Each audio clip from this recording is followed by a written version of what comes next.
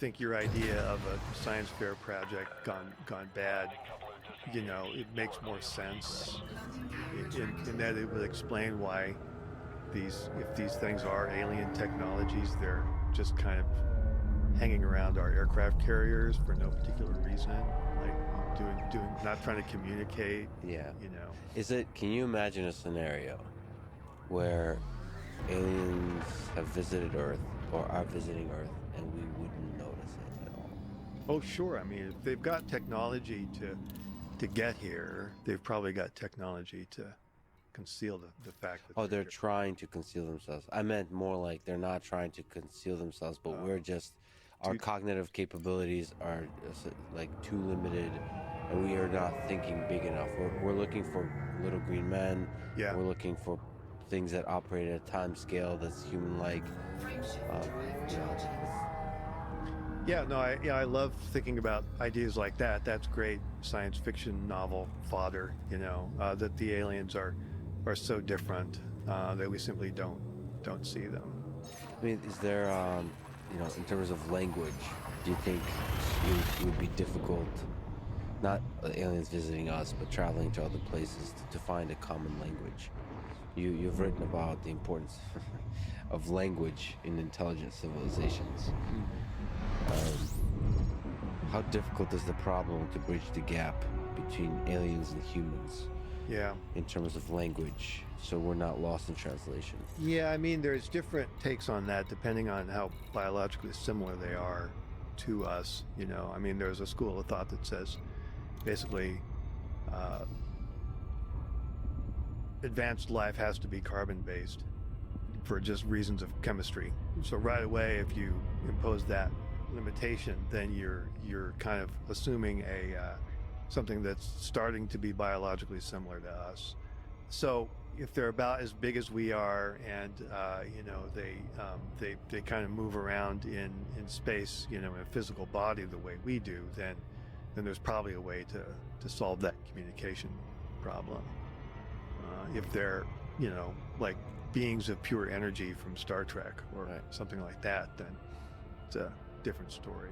Well, I love thinking about that kind of stuff too. I mean, consciousness itself may be alien. I mean, it could be, like you said, beings of pure energy. I think of life as just complex systems, and the kind of forms those complex systems can take seems to be much larger than the particular biological systems we see here on Earth. I have to ask a Twitter question. Okay. About aliens. Yeah. Ready? This is for Twitter. I'm ready. What would you expect from Twitter? Can humans have sex with aliens? Neil Stevenson.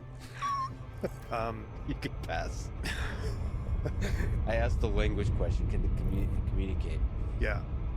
Can they fall in love before sex? That's how it works. So which question am I answering? The sex or the love? I mean, it depends what is more fundamental to relations across intelligent species. Yeah, I mean, sex can mean a lot of things. So I mean, if reproduction, right? In Star Trek, in classic Star Trek, you had to really suspend your disbelief to think that Spock was half Vulcan and half human, right? Because that's just not gonna work DNA wise.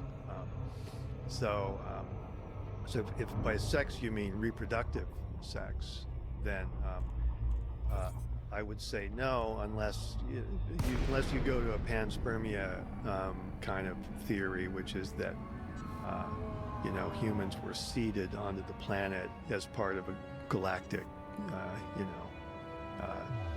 program of some sort. And then we're just returning home. Yeah. And hanging out with our old relatives. Distant cousins, yeah. But that doesn't seem, seem plausible. We know that humans had sex with Neanderthals, with Denisovans. So you could think of them as aliens that came from our planet.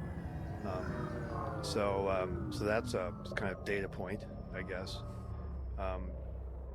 But if you broaden your definition of sex to mean any kind of gratifying physical interaction, then sure. Right.